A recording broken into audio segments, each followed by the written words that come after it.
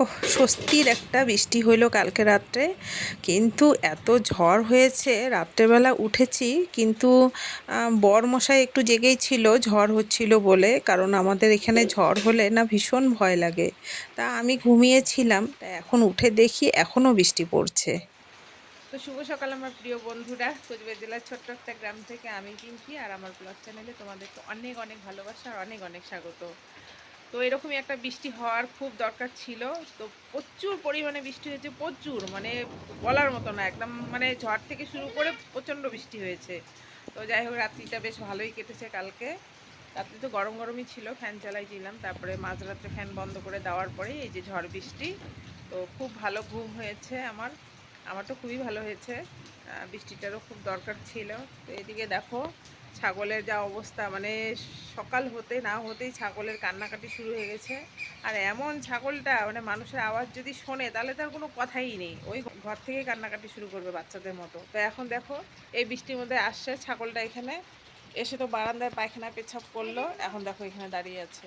বৃষ্টির দিনে না গ্রামের বাড়িতে এগুলোই খুব জ্বালা। এখন তো আর ওই যে ছাগল, এখন এই যে ছাগল তো আর সারাদিনে বাইরে থাকবে না, এই ঘরের মধ্যেই থাকবে। আজকে যে কী করবে সেটা জানি না। এই দেখো একবার পায়খানা করে ফেললে এখানে, আবার করতেছে। বর্ষার দিনে এটাই একটা সমস্যা, ছাগল গরু পোষার। তো কি করা যাবে, আছে করতে হবে। তো চলো বাবা, ব্রাশ করি, ব্রাশ করি না এখনো। তো জামা কাপড় তো সব গরমের তুলেই রাখছি, এখন ঠান্ডা লাগছে, কি করব, এটা ছিল এটাই পরলাম। ছেলেও জামা পরলো, জ্যাকেট পরলো। এখন ঠান্ডা, ঠান্ডায় আবার ওর তো হাত পা ব্যথা করে, তাই বললাম তাড়াতাড়ি করে জামা প্যান্টটা পর, না হলে আবার হাত পা ব্যথা করবে, আমারও তাই। তো ওই যে এটা ছিল এটাই পরলাম। তো চলো, এখনও ব্রাশ করি নেই, মুখ টুক ধুই নেই, মুখ ধুয়ে চাটা খাই। আমার এই ছাগলটার ভীষণ বাজে অভ্যাস, কোথাও ভালো করে শোয় না, না ঘুমায়। এই করেই বারান্দার মধ্যে দেখো 2-3 বার পেচ্ছাপ করলো, সেগুলো পরিষ্কার করে ভাবলাম বৃষ্টি পড়ছে তাই একটা কার্টুন পেতে ওকে শোয়ায় রাখি, কিন্তু কিছুতেই শোয় না।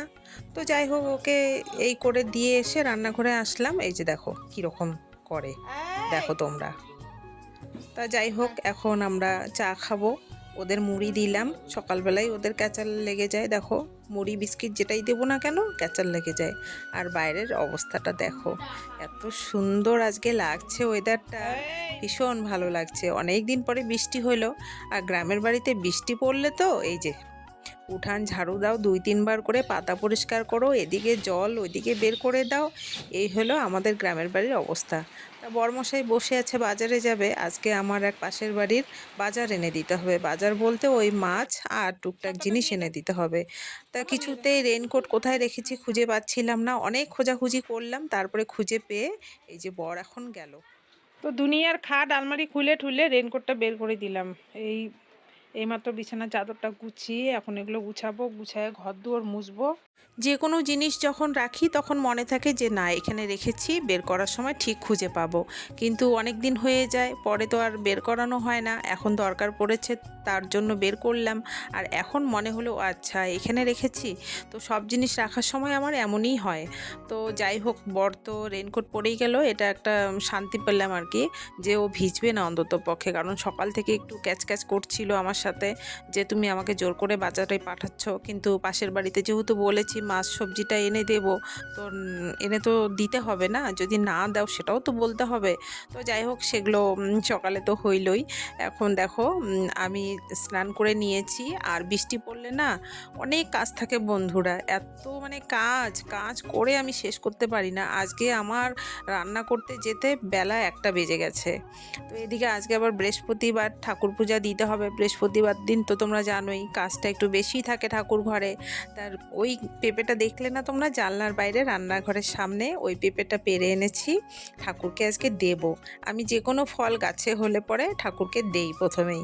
তো পেঁপেটা নিয়ে আসলাম, এখন ঠাকুর পূজাটা দিয়ে যাব রান্নাঘরে। আজকে অনেক দেরি হয়ে গেছে, কখন যে আজকে ভাত দেব ছেলেকে আর বরকে আমি কিছুই বুঝতে পারছি না।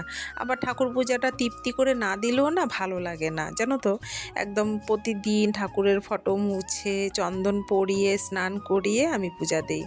তো দেখো এদিকে পেঁপে টেপে কাটা হয়ে গেল, বাতাসাও দিলাম তার সাথে সাথে, কারণ ঠাকুরকে তো মিষ্টি জিনিস দিতেই হয়, যতই তুমি ফল প্রসাদ দাও না কেন বাতাসা দিতে হয়। তো এইভাবে প্রতিদিন পূজা করতে আমার প্রায় আধা ঘন্টারও বেশি লেগে যায়, আর বৃহস্পতিবার দিন তো একটু বেশিই লাগে।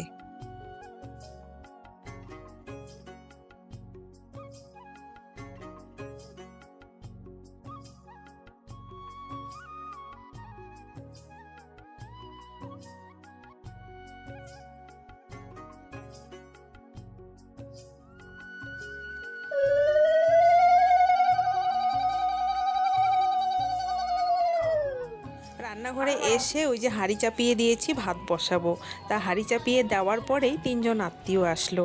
তারপর তো আবার ওই হাঁড়ি চেঞ্জ করে সসপ্যানে ভাত বসিয়ে দিলাম। তো হঠাৎ দুপুরবেলায় আত্মীয় আসলো, যার জন্যেই আমার এই অবস্থা। তো বরমশাই অনেক দিন থেকে লাউ শাক খাবে জন্যে আজকে অনেক টাকা দিয়ে সিম নিয়ে আসছে, আর আমিও ভালোবাসি, তা লাউ শাক করবো ভাবছিলাম। আর মাছের তেল এনেছে, সেটা আলু বেগুন দিয়ে ভাজা করব আর মাছের ঝোল করব। তো সেটা একটুখানি চেঞ্জ হয়ে গিয়ে বেগুন ভাজা করলাম, যেহেতু আত্মীয় এসেছে বলে কথা, তাই বেগুন ভাজা করলাম। আর ওই মাছের তেল আলু বেগুন দিয়ে করলাম, আর ফুলকপি আলু দিয়ে মাছের ঝোল করব, আর লাউ শাক তো করবই। দেখো বন্ধুরা, বাবার বাড়ি থেকে সেদিন এই যে দেখো 3টা প্রায় বাজে, এখনও রান্নাবান্না শেষ হয় নেই, তার মধ্যে তো আত্মীয় আসলো, তোমরা শুনলাই। তো দেখো 2 প্যাকেট খই নিয়ে আসি, মানে একখানেই ছিল 1 কেজি খই, এটা বাছা এটা অবাছা, মানে এটা বাছা হয় নাই। তো ব্যাগ শুদ্ধ এইভাবে রেখে দিয়েছি, এভাবে থাক। ভাবছিলাম আজকে করব, কিন্তু আজকেও আর করা হবে না, দেখি রাতের দিকে। এই যে এখানে গুড় আছে, তো এটা বেছে টেছে উপরে করতে হবে। ফুলকপি আলুটা ভাজা হয়ে গেছে, এখন শুকনো লঙ্কাটা ভেজে রসুনটা দেবো।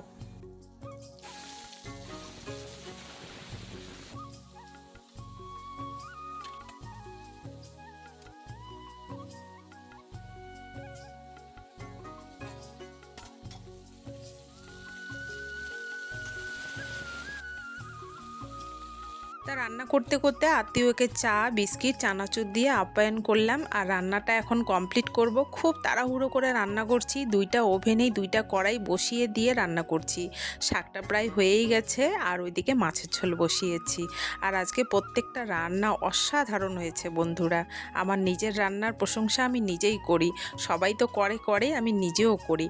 তো ভিডিওটা আজকে বন্ধুরা এখানেই শেষ করছি। ভালো লাগলে একটা লাইক কমেন্ট শেয়ার করে দিও। সবাই তোমরা ভালো থেকো সুস্থ থেকো এই কামনাই করি। আজকের মতো ভিডিওটা এখানেই শেষ করছি, দেখা হচ্ছে পরবর্তী ভিডিওতে।